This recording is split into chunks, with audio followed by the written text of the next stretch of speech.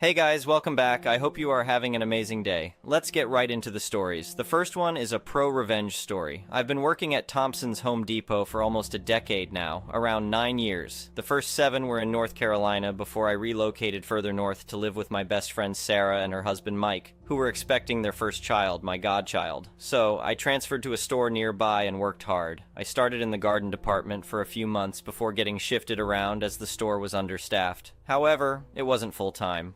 My old HR had messed up, and this store thought I wanted part-time. Having already moved, I took a part-time overnight job at a fitness center to make ends meet while repeatedly requesting full-time at my main job, but never got a clear answer. Several months later, my goddaughter Emma was born. Living with Sarah and Mike during COVID, I spent a lot of time helping raise Emma, and we became close. I'd take allotted time off to help with her, with no major issues. Half a year after the move, I had built a good reputation for my work ethic and willingness to assist anyone in any department. Enter the new assistant manager, Jessica. She was abrasive with staff and used to getting her way. The first I heard of her was when she fired a girl at the front desk over a Playboy tag on her jacket. Several of us organized a walkout, and the store manager reversed Jessica's decision. It wasn't our first walkout, as we had done it before when a previous assistant manager made sexist remarks about a cashier. Soon after, I was given full-time in receiving by the operations manager, working for a difficult supervisor, Tom. We often clashed, especially as Emma grew older and I babysat her while Sarah and Mike worked and slept. I loved that kid and talked about her with coworkers, showing pictures.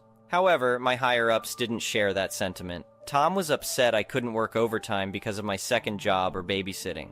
After the second walkout, I learned of a rumor circulating that Emma was my daughter, and I had fathered her secretly.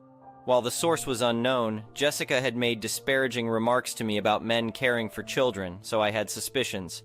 My pre-approved holiday plans for Thanksgiving and Christmas were canceled without explanation. I had never missed a major holiday since moving north, and the previous year's requests had been approved before Jessica arrived. Strike one. Soon after, Tom tested positive for COVID, forcing me to self-isolate until I could get tested per company rules. During that week, as Omicron made testing scarce, I was harassed repeatedly by texts and calls from management and Tom to find an at-home test and return ASAP. I had to inform everyone I was in contact with, including Sarah, Mike, and my roommates, risking their holiday plans. Strike two. Thankfully, my test was negative. A week later, the Northeast was hit by a snowstorm. I made it to work in my truck, but near the end of my shift, I learned Mike had been in a car accident on the ice and was stranded.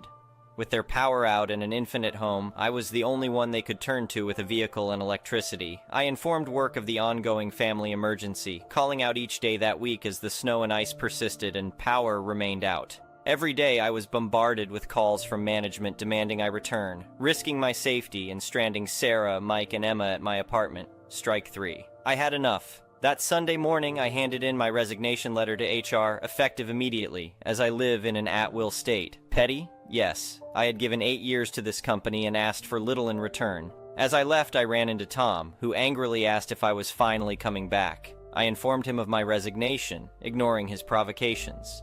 Hours later, I received a gift that ignited my accidental revenge. A text from Jessica. "We'll see how long you can take care of your love child without us." Bingo. I had likely found my source. Sarah and Mike were aware of the rumor from the start, and I had been upfront with them. They're my closest friends, and Emma is like a niece to me. Love child felt like a slur against her, which they agreed with.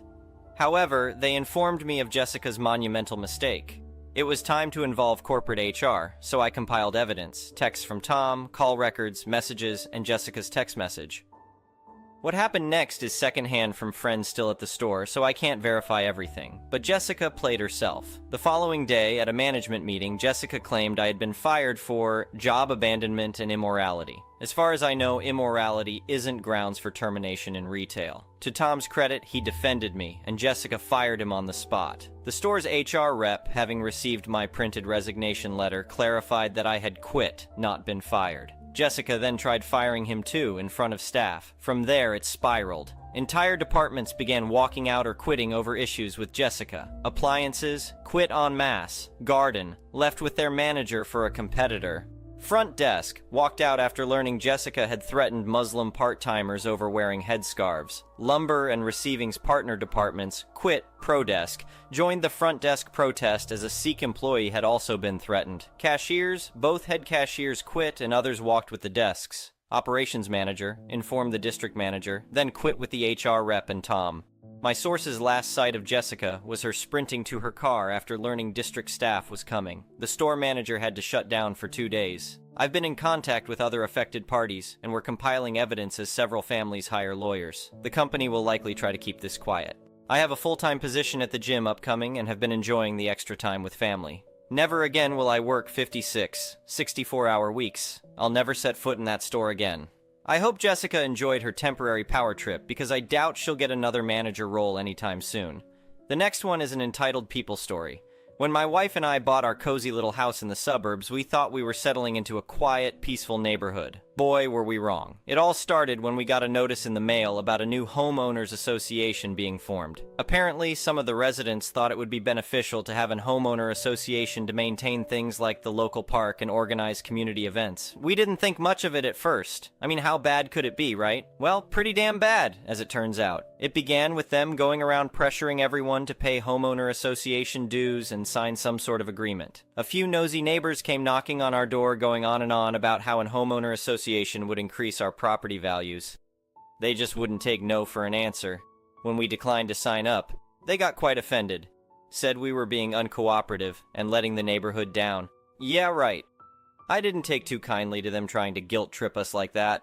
A few weeks later, I started noticing some people lurking around our house, seeming to inspect it. When I confronted them, they claimed the homeowner association had appointed them to check for any code violations. Apparently things like the color of our exterior paint and our lawn decorations were unacceptable according to their new homeowner association rules. Before I could even wrap my head around this nonsense, I got a letter in the mail threatening to fine us if we didn't change the paint color and remove our cute garden gnomes. Can you believe the audacity? That's when I decided enough was enough. I called up my buddy Ted, who's a real estate attorney. He informed me that because we never signed any homeowner association agreement, these jokers had no authority over our property. I marched right over to the homeowner association president's house and gave that old hag a piece of my mind, told her to take her threats and shove them where the sun don't shine. Well, she didn't take too kindly to that, got real flustered and called me a non-conformist rebel, like that's supposed to be an insult. Just when my wife and I thought we had nipped the problem in the bud, things somehow managed to escalate. One Saturday morning, we woke up to the sound of construction right outside our window. I rush outside to find a bunch of homeowner association lackeys building a fence around our house. When I started yelling at them to stop, the homeowner association president waddled over and announced that they would be converting our home into the new homeowner association clubhouse. Apparently their old clubhouse was being demolished to make way for some new development, so they decided our cute little house was a perfect replacement. I was absolutely fuming at this point. Not only were they trying to seize our property, they were stupid enough to think I'd just let them convert my home into their little hangout spot. I immediately called the cops to report the illegal trespassing and construction. The homeowner association.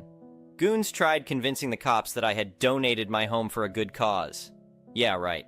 The cops weren't buying their BS though. Made them halt the construction and vacate my property pronto. You'd think this insanity would end there, but these homeowner association nutjobs just didn't know when to quit. The very next day, a moving truck shows up outside our home. I watch in disbelief as a group of people start unloading boxes and furniture, getting ready to move into my house. When I demanded to know what in blazes they were doing, they presented me with some bogus contract claiming I had agreed to a house swap with the homeowner association president. The sneaky old bat had forged my signature on a fake deed transfer document. This was the last straw for me. I wasted no time in gathering evidence and putting these crooks in their place for good. My buddy Ted helped me file a lawsuit against the homeowner association president and board for illegal seizure of property, trespassing, and fraud. I also submitted the fake documents to the cops to have that old crone arrested for forgery. Let's just say I had a solid case, and the homeowner association clowns didn't stand a chance. During the hearing, I presented ironclad evidence of their underhanded tactics. The judge was appalled by their actions, calling it a disgraceful misuse of power. Long story short, the homeowner association was ordered to cease operations and disband immediately. The president and her minions got slapped with hefty fines, and that forged deed got tossed straight into the shredder where it belonged. Justice was sweet. My wife and I popped open a bottle of champagne to celebrate our victory that night. We may have lost a few months of peace and quiet, but at least those homeowner association crooks aren't going to be bothering anyone in the neighborhood anymore. I still keep Ted on speed dial, though, in case those nuts try anything again. But for now, I'm just happy to have my quiet little home back, free from the greedy grasp of the homeowner association. The next one is a petty revenge story. My ex-husband was a problem. I didn't mind the myriad of health conditions he had, but the fact that he refused to take care of himself was the real issue, especially when his problems caused me to lose the very little sleep I was going to get. I worked for a terrible corporate security firm that really doesn't care about its employees. I was the single field supervisor in my region, and on top of my regular 40-hour work week, I also was called on emergency to fill open positions. This was during the height of COVID as well, which eventually put me at a regular 80, 100 hours per 7-day work week. The money was incredible, but I was miserably exhausted. At the time, my husband was working part-time and receiving SSI and spending all of his income on himself, video games and fast food, against his doctor's orders, while I paid both of our shares of the bills, car payment, insurance, phones, etc. This went on for about 3 years, getting progressively worse as time went on. Despite the amount of money I covered for him, I still managed to bump my credit by paying off my car and saved enough to buy a house. Nothing too fancy, but it's a 2-story with an unfinished basement, plenty of space, decent-sized yard, creek, and really cool neighbors who constantly invite us over to drink and play pool. While moving, I was still working 80-plus hours and couldn't spare time to help much, but I paid for the moving truck and dinner for anyone willing to help us pack up and move. I asked my then-husband to make sure everything gets packed. He packed all of his own belongings, then the household furniture, then ignored whatever didn't fit, was late returning the moving truck, and I had to call about the fee, which they were very kind enough to waive considering my circumstances. The result was that the majority of my stuff, my roommate's stuff, and my brother's stuff didn't fit in the moving truck. My brother was making trips every day after work to pick up a carload and bring it home. I asked my ex-husband to please do the same, and he agreed. 3 weeks later, I finally got a day off. I worked a 12-hour shift and planned to go pack up a few boxes and take them home while I was out. I walked into the house and saw that my ex had literally done nothing. 3 weeks, he said he had been moving our stuff and he hadn't touched a thing. I had a meltdown. My legs gave out from shock and I sobbed on the stairs. My roommate and best friend happened to also come in right after me and found me on the stairs. He held me while I cried and assured me he would take a few days off to get everything packed up and moved. He told me to go home and sleep, but I told him I'm already here, so I might as well take a few boxes since my worthless husband lied to me about doing so. He helped me pack up some things and I drove home. I didn't even bother to unload it. I went inside and collapsed on my bed and cried myself to sleep. Hours and hours later, I finally woke up, a groggy mess, and made my way out to my car to start unloading. Best friend was there unloading his own car with a tired smile. He had been going all day and the sun was setting. Meanwhile, my husband was slacking off in the basement doing who knows what, breaking his promise. We managed to get everything moved, but I had to extend the lease by 1 week and pay a prorated rental cost, all due to my husband's neglect.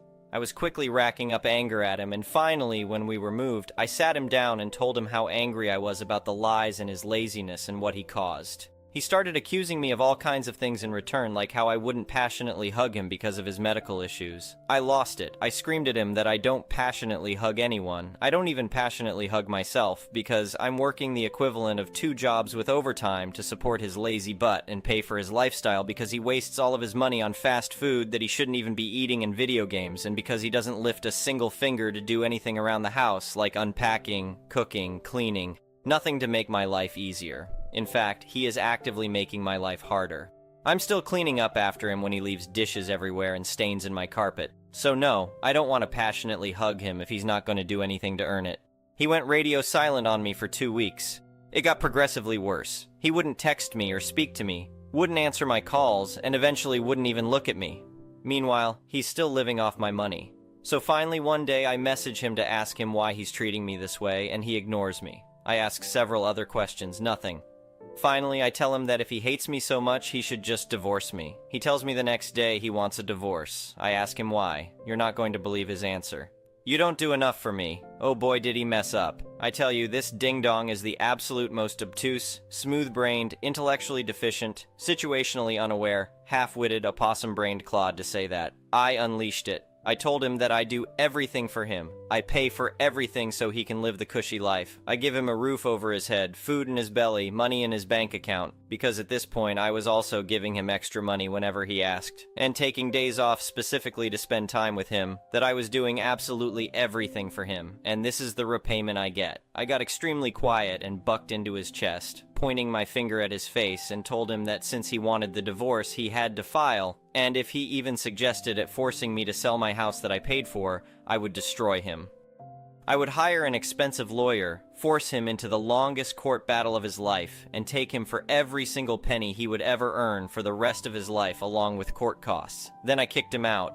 He moved out. He told me he was moving in with his family a few cities over and asked me to file. I filed in my county because it was closest. He raged at me when he found out. He wanted me to file online and pay an extra $270 out of my pocket since he expected me to pay for the entire thing, and I told him no.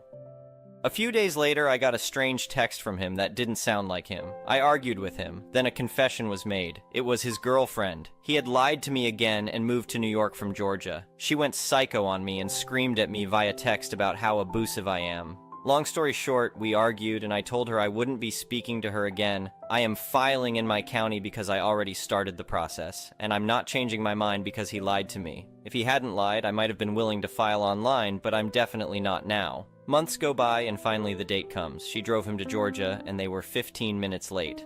I knew this because I was 15 minutes early and the clerk asked if I could contact him, so I went outside to do so. I saw her roll up. I told him she's not allowed inside due to COVID restrictions, but honestly I wouldn't have let her inside because I hate her. He nodded and up we went. We spoke to the clerk and started our paperwork. I have some legal knowledge, definitely a ton more than him, due to curiosity and things that have happened to me in the past, so I knew which questions to ask. I know how lazy this brat of a human is. He hates doing anything he doesn't have to do, so I reminded him in front of the clerk that he still had property at my home and I wanted out of my house. The clerk told him that anything he leaves on my property after a certain date will legally belong to me, and there will be no way of getting it back without my express consent. He asked if he could work something out with me, and I told him no. You'll have to adhere to these legal guidelines, and anything left afterward will be forfeit. Now, while we were together, his blessed mother, may her soul rest in peace despite her son turning out to be worthless, passed. I loved that woman, she was a saint, and I wanted something of hers to remember her. He had inherited her dining rug. While not worth a lot monetarily, it is still a lovely black and red antique. And I knew he couldn't afford to ship it, nor could he afford to rent a moving truck, nor could he fit it in his girlfriend's tiny crap car. So while he was crying and loading up his mother's belongings, all of which he had left behind when he left initially, I told him I'm keeping the rug. I said this flatly and without feeling. He tried to argue, so I pointed out the obvious and he conceded. He knew I was right. That rug is one of my favorite belongings. I've begun renovating our unfinished basement, and it currently resides in a lovely guest room that houses my bookshelves, armoire, king-size bed, and 55-gallon fish tank that is not yet home to anything. And for even more good news, I married my best friend, and we've been together for nearly 4 blissful years. On our 5th anniversary, he has agreed to a ceremony, since we were married in a simple ceremony with only 2 witnesses. And for more petty revenge, I still have my ex's childhood art binder, which he cherishes. And I will continue to hold it until he pays me back the $400 he owes me for the brand new tires I put on his car a mere few weeks before he decided he wanted the divorce. It's been over 4 years, man. I'm never giving it back at this rate. And I do send him annual reminders. The next story is titled, Overheard Salesman Say I Wasn't Going to Buy Anything, Made Sure to Have Manager Take My Sale. In the late 90s, I was able, with the help of a family member, to get a job working at Macy's Herald Square. For this job, I was allowed to wear jeans and tops of the brand I was working for as a specialist, otherwise it was business attire. On this particular day, I was there for orientation, and we were given a lunch break to which I went walking around. I was 18, and having family working there, I wanted to do my best to look the part. So, I called my mother, and she said, walk around, pick what you like, and when I get off work, I'll buy it. So, I go look at suits, got some fitted, no problem.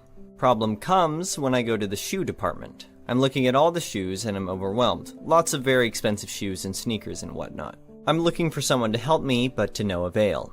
I see a salesman, and I ask him for help, and he ignores me. So a manager sees me and asked if I needed help. I said yes, I would like to see these shoes at my size.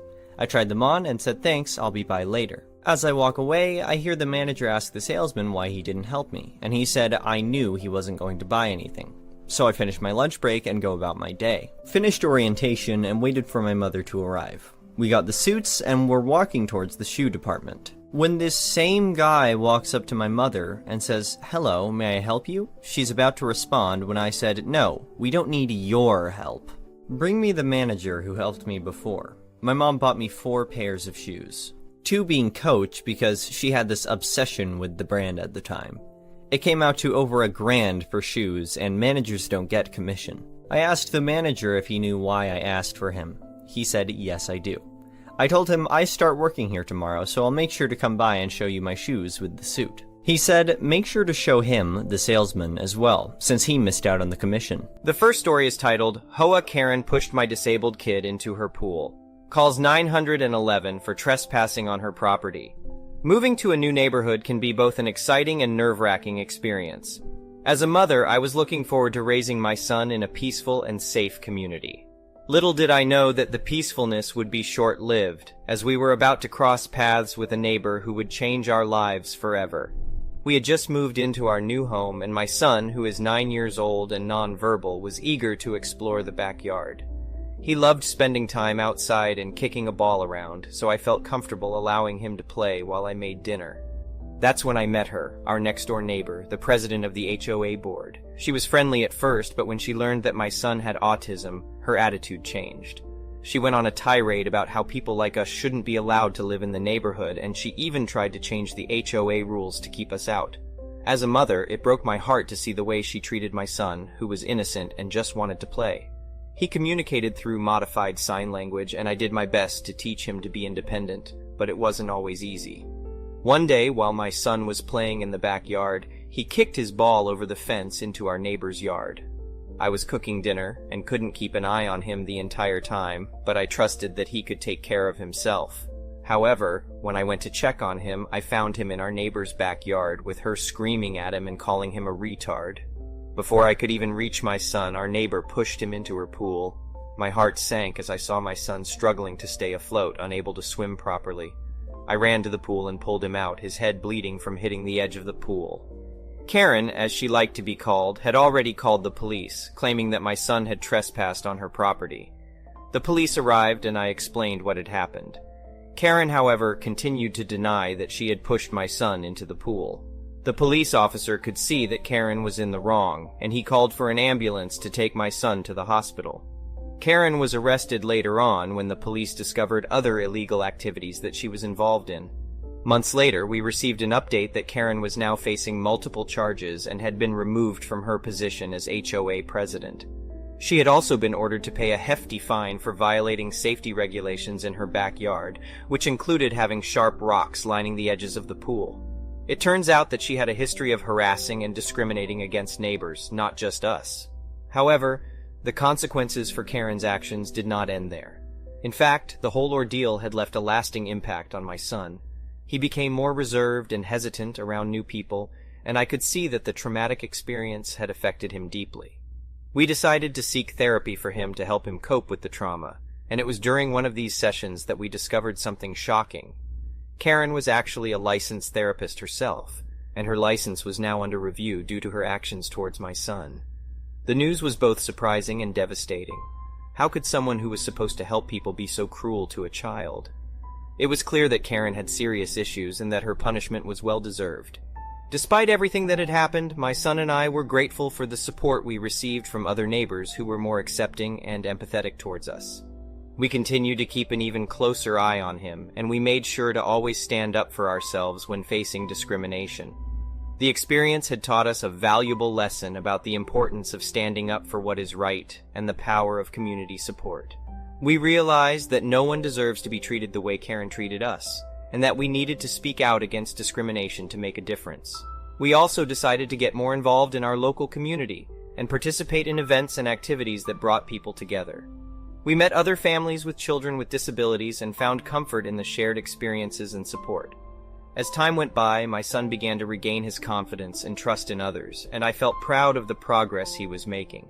We had come a long way since that traumatic day, and I was grateful for the lessons we had learned along the way. However, the story did not end there. A few months after Karen's punishment was announced, we received news that she had taken her own life. It was a shocking and sad revelation, and we couldn't help but feel a sense of guilt and responsibility for her death. Despite everything that she had done to us, we couldn't help but feel a sense of empathy towards her. We realized that Karen was a troubled person who needed help, and we regretted not being able to offer her the support she needed. The news of Karen's death was a reminder that we should never underestimate the impact of our actions on others. It was a tragic end to a story that had already taken so many unexpected turns, and it left us with a mix of emotions. In the end, we learned that life can be unpredictable and that we should always strive to be kind and empathetic towards others, no matter how different they may seem. We also learned that the power of community support can make a difference, and that standing up against discrimination is crucial in creating a more inclusive and accepting society. Although the experience was traumatic, we emerged stronger and more united than ever before. We were grateful for the support we received from our community and for the lessons we learned along the way. We knew that the road ahead would not always be easy, but we were ready to face whatever challenges lay ahead with strength, resilience, and a commitment to making the world a better place for everyone. The next story is entitled Neighbor Threatens Dogs and I Break. Years ago, my mother and I had just moved to a new dog-friendly apartment complex. We had 2 dogs. One was a Bichon Shih Tzu, and the other is a Terrier Poodle mix. Because of them, we were excited for the community dog park right next to our building. Also, to note, our whole building was filled with dog owners, each with dogs ranging from small to huge.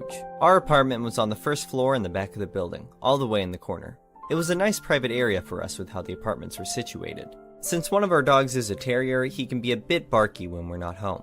Though, when we are home, we have a clicker to get his attention, which he has been trained to stop barking and come to whoever has the clicker. Due to our work hours, I was usually home in the morning and Mom was home in the afternoon, leaving him alone for a few hours during the day.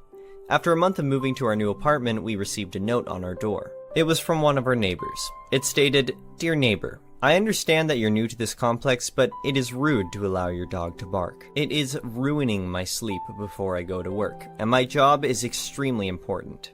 I don't care how you do it, but shut your dog up."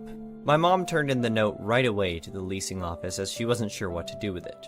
That is when the office told us not to worry because he had done this to every dog owner in the building. They did ask us to see if we can find ways to calm him down when we were not home, so we did. We found out the kids of the neighborhood liked playing with the power station outside our apartment, and that is who he had been barking at. So we closed off that area for him when we went out and no one was home. We started playing calming music as a way to help as well. Another week goes by and this time we hear a knock at the door. We go outside and we meet our angry neighbor. He explains that our dog has kept him up every day and woke him up with his hours of barking. Both of us had been home that day and our dog had been a good boy and had not had excessive barking. I still remember what he had told us when I explained that. I know what I heard. If you can't control your dog, then I am going to call animal control and have them both taken from you. I did it before and have no problem getting rid of your dogs too. Then I'll get you kicked out for not following your lease, and I can do that because I'm very rich and the apartment needs my money. So do something to shut your dogs up or else. After that, and my mom apologizing for what had happened, we went back in. A few moments later, I walked out to get the mail and discovered from another neighbor that he had gone to 3 other apartments and made similar threats. After some convincing, my mom told the apartment what had happened. We were told not to worry, and if he did that again, to please contact them. We also found out that the apartment had offered him an apartment away from the dogs, but he had declined since the dogs were the problem and not him. However, with what he had done, my mom began to show signs of anxiety and bought a lemon spray bark collar for our dog. While I didn't like this idea, it had put her at ease to go outside of our apartment. We did make sure to only put it on him when we both were not home. A month went by peacefully, then once again, we got a knock on our door. This time it was animal control. They had gotten an anonymous report of a dog being abused and neglected in our home. They explained that someone has said that our dogs were barking because of neglect. My mom invited the AC lady inside and explained the situation. We showed her everything we could to prevent our dogs from being taken away. The nice lady noticed how playful and happy our dogs were and figured it was another false call. She explained that they had gotten a few of those from an anonymous concerned neighbor for other apartments in this building. The AC lady left, telling us that if they are threatening again to try and get it on record. This event had turned my mom into a paranoid person who became afraid to leave the house, thinking that if she did, then she would lose her pups. Normally, I'm the calmest person in my family, never really letting anyone get to me, but this neighbor had done this to hurt us. So, I did my research and discovered a few things that could legally help us. With new information on certain laws and leasing terms, I formed a plan. During a weekend that my mom was visiting my aunt in a different state, I began my plan. I started it by printing out a few things and then sat outside with my phone and a speaker. I began to play a video of a dog barking really loud. I had figured out which apartment was his thanks to a few neighbors who were also tired of being harassed. I sat there looking across the courtyard to where his apartment was. I waited with a huge smile on my face, and as I hoped for, he stormed out and headed over to where I was. I turned off my video and turned on my recorder without him noticing. His face is red with anger as he looks at me sitting there with a smile. "I'm sorry, can I help you?" I ask him. "Duck you. I told you what I will do to your family if you didn't stop your dumb mutt from ruining my sleep. Now I'm going to get them taken from you and get you kicked out for not doing as I said. I gave you a ducking chance. I hope when they take your dogs that they are killed and you and your mom live inside a cardboard box." I give him a fake, "oh dear" look and say, "So you're saying that I am not allowed to make loud noises, including my dogs barking, between the hours of 7 a.m. and 11 p.m.? And that I went against the law by doing so? You know you did. And you're telling me this from my porch at 2 p.m. in the afternoon. This won't be your porch once I tell the leasing office." "Oh noes. That is a very serious threat for my dogs and my family, isn't it?" "Duck, yes it is." I give him a huge smile and turn off my recorder from my phone. The neighbor is confused now, and I ask him to have a seat. I have a few things to show him. I pull out my papers and hand him the first one. It was the county's noise ordinance laws. In our county, a dog's bark was considered the same amount of sound as a loud appliance, so they can bark between the hours of 7 a.m. and 11 p.m. Before he could talk, I pull out another paper. This one states that it is against the leasing terms to threaten another neighbor, and after one warning that the apartment complex has the right to revoke their lease. He looks at me with an understanding of what he had done now. I silence him and pull out one last paper. This one was another leasing term I had found. This face, after reading this one, had made him turn white. This last one talked about how it was a complete violation of leasing terms to go onto another renter's property and threaten them or their property. This includes the renter's outdoor area. Those found guilty of this violation will have their lease revoked immediately and be forced to leave the apartment within a set time. The scared look on his face was priceless as I silently got up and walked back into my apartment. After he finally left, I called my leasing office and explained what had just happened and agreed to email the recording to them right away. A week later, my mom came home with some news that she had learned from the leasing office. The man had been evicted from his apartment and would be leaving later that week. I found out that my actions had caused the other dog owners of the building to come forward and admit what he had been doing to all of them. After that, there was never another complaint, and I threw away the lemon spray collar. My mom still gets anxiety attacks once in a while, but has been getting help to ease those worries. As for me, I don't regret what I did. I just feel bad that it had to come to this. The last story is titled, "My Pregnant Ex Keeps Trying to Move Into My Apartment." This is not my story, this is my friend's story that I'm posting for him because he doesn't have a Reddit and wants people to hear about this. Also for convenience, I'm going to write this in first-person POV because pronouns are hard to keep up with. Everything here is approved by my friend. So I, 21M, have an ex, Angelica, 20F. Angelica and I had an on and off relationship since we were about 15, but got serious when COVID hit, and I had to move back to my hometown. We got an apartment together, and very soon after she started spending a lot of time with her cousin. Long story short, she's boning her cousin. We break up. We've been broken up 9 months at this point. For 7 of those months, her phone has been on my phone bill, and she owes me over $500. Fine, whatever. I'll never see that $500, and she always makes excuses to not pay me back. That's life, my own fault for letting her keep using me as a cash cow. She also took my car when we broke up, and I let her because I was too afraid she would try to take my apartment too. Anyway, it's 9 months past our breakup. I get a message. "Hey, I'm pregnant." I'm on my way home from work, so I don't respond. That is 9 months past being my problem. It is not my baby. She messages me again. "My boyfriend, the one she cheated on me with, and I have nowhere to stay." Still 9 months past my problem.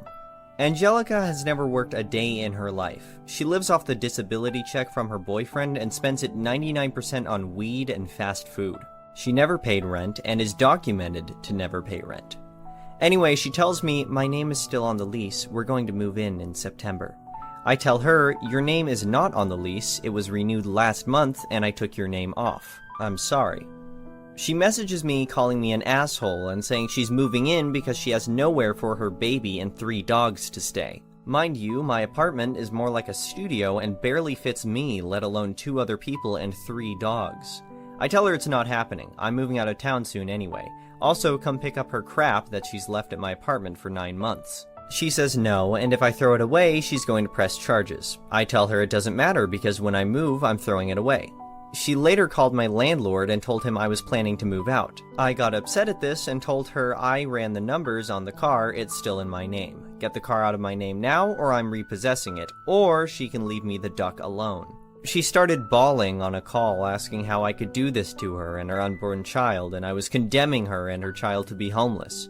She also still has a gun in my name that I told her to give back or I'm calling the cops. I'm really considering repossessing the car since it was mine from the start and is still in my name. She doesn't deserve to get a free car handed to her, she needs to wake up. She keeps saying she needs a place to stay, I'm ruining her and her baby's life. It's literally my apartment that she has never once paid rent on. I don't know how she thinks she's entitled to just live in my apartment with the guy she cheated on me with and 3 dogs. I hope the baby ends up okay. It's not its fault its mother is a spoiled brat, but I also hope being homeless and carless wakes her the duck up. Tiny update, my friend said his ex is coming to pick up her crap tomorrow and return the gun. If he gets shot, I'll let you guys know, I guess. Update, her and her boyfriend, fake cousin, came to his, my friend's, apartment, returned the gun, and picked up her crap. Her boyfriend then proceeded to wave his own gun around and demand to be put back on the lease. Not how that works. My friend called the cops, they booked it out of there before the cops arrived. I'm not sure about the rest.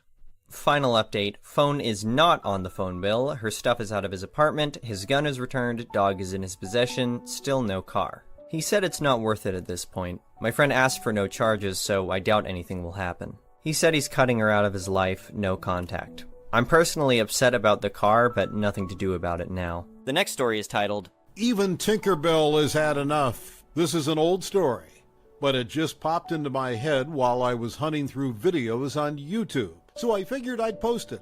This is an old story, and I can't remember exactly how all the conversations went, so they're pretty much my recollection.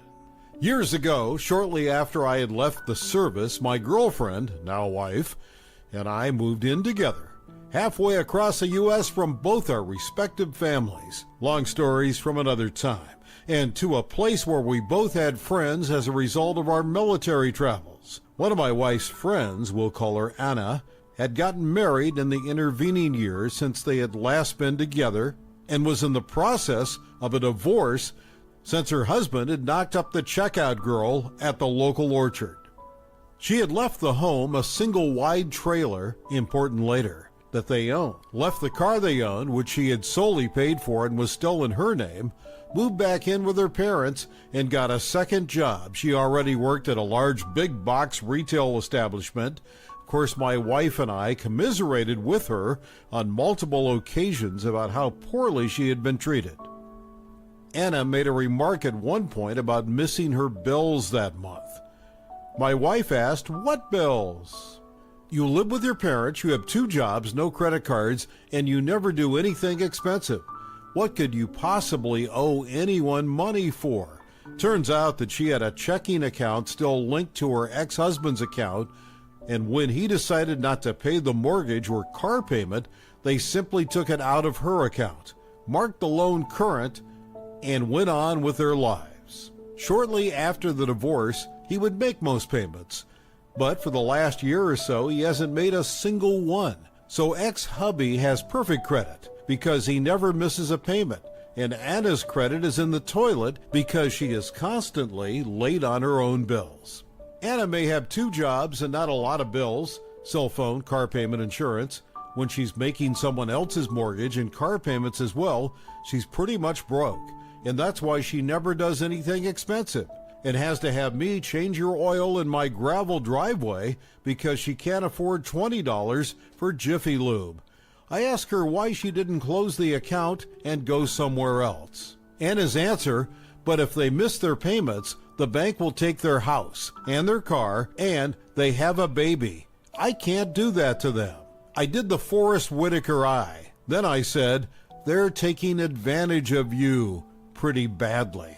They've established that you'll pay all their bills for them, and they can do whatever the hell they want because you'll never force the sale of the house or the car. If I had an option to pay my bills or pass it off to someone I don't like, I'd let them do it every time. He's paying an electric bill and getting a free house, car, and everything else. And I guarantee you that he's handing these bills to the social worker and claiming he can't afford to live. So they'll give him WIC, food stamps, and everything else. You're funding the lifestyle of an a-hole who cheated on you and a woman who knew he was married because every time she came over, she made him take your wedding pictures down. So she didn't have to look at you while she screwed your husband. You're paying bills for a guy who is so dumb that he thought he could get a woman pregnant he wasn't even married to, and to a woman who thought if she had an orgasm before she came over to sleep with your husband while you were at work, her egg would be gone, and she couldn't get pregnant. The dumb bitch was using a sex toy as birth control. You see, I may not give a rip about most of my family, but you do not duck with my friends. She gives it some thought, and a couple of days later asks for some help out of this. I took her to the bank to get an account the next day. She moves her direct deposit, withdraws her money, and closes her old account. The next month, ex-hubby's bills don't get paid. We're watching a movie when he calls. She spends an hour in a screaming match with him, telling him to pay his own bills. She has been charitable enough, and he and his new wife can pay for their own crap. Then the penny drops. Remember earlier when I said the house was a trailer? Anna has been paying the mortgage on the trailer, but not the rent for the lot it's on. They never had her checking account. This entitled prick has been assuming she's been paying that too. She assumed he had. He hasn't even figured out what's coming yet. He's calling because he's pissed off she hasn't paid the lot rent in forever, and he's being told to pay up, move his trailer, or they'll do it and hold the trailer in arrears until the bill for moving it is paid. He's calling to ask her for another $6,000, or they'll lose the home they both love so much. Now, up until this moment, Anna had been this sweet, wonderful gumdrop of a person, the type of person that it should be legal to slap if they're encountered before 9 a.m. The relentlessly sunny person that you send into the room to cheer up Tinkerbell.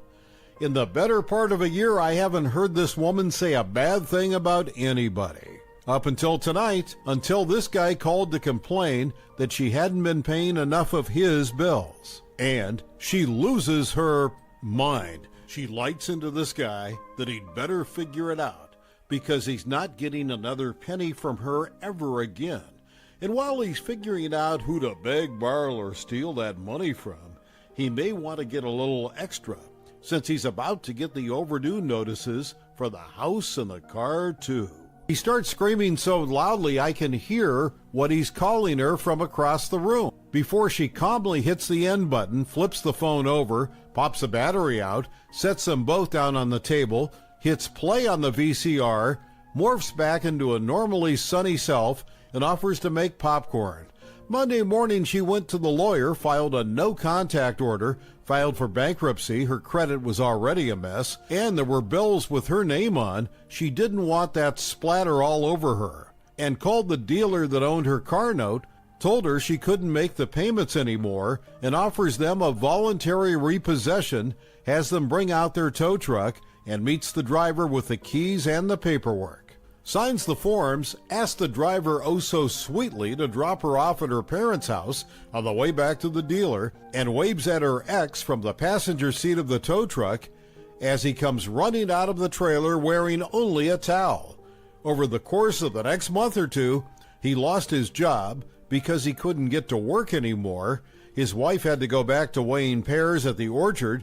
Turns out she'd left her job when Anna was paying for everything, and sell his record collection, which was what he had been spending his money on while someone else was paying for everything. On the bright side, I picked up the original vinyl copies of Abbey Road and Yellow Submarine for a total of $5 because his idiot wife running their yard sale didn't understand why the old crappy records were worth anything anyway. And that's how Tinkerbell burned some entitled a-hole's life to the ground. The next story is titled, "My HOA Neighbor Illegally Trespasses on My Property to Steal Water for Their Unapproved Pool." A few years ago, my family and I decided to go on a much-needed vacation to visit some relatives. Before we left, I made sure to double-check everything in the house, from the locks on the doors to the windows. I had no idea that one of the last things I checked, the spigot in the backyard, would be the one thing that would be the cause of the biggest headache of my life. Our neighbor was an obnoxious and entitled person, always thinking that the world revolved around him. Whenever he saw us outside, he would come over and start talking about himself, boasting about his achievements and making it clear that he was superior to us in every way. I tried my best to avoid him, but it wasn't easy when he lived right next door. The weekend we were gone, our neighbor saw an opportunity to take advantage of us. He used a hose from our backyard spigot to fill his in-ground pool and an extension cord from our outlet to power his backyard. He didn't care that it was illegal or that it was stealing. He just wanted to save some money on his water and electric bill. He didn't think he would get caught, but he was wrong. When we returned from our vacation, I noticed that the grass in our backyard had a large dent in it, and something told me to check our security cameras. When I did, I was furious. There he was, my neighbor, trespassing onto my property, stealing my water and electricity, and acting like he owned the place. I decided to call the police and report him for trespassing and theft. The police came and gave him a warning for trespassing and said that he would have to pay for the water and electricity that he used that weekend. But that wasn't enough for me. I wanted to get revenge on him for what he had done. I remembered him boasting to me before about how he had installed his pool without permits to avoid paying fees and how it was not up to safety standards. That's when I had an idea.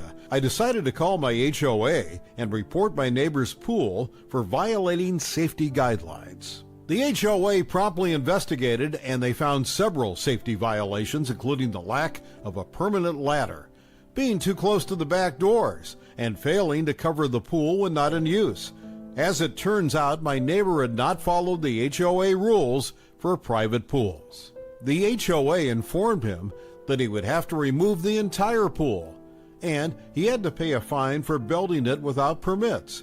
He was left with a big hole in his backyard filled with dirt and a severely damaged property value.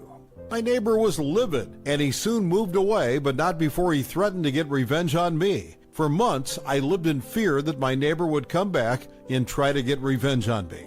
I didn't know what he was capable of, and I didn't want to find out. But as time went on, I realized my fear was unfounded. My neighbor never came back, and I was able to relax and enjoy my life without worrying about him. As an update, a few years after my neighbor moved, a new family moved in. They were friendly and courteous, and we became good friends.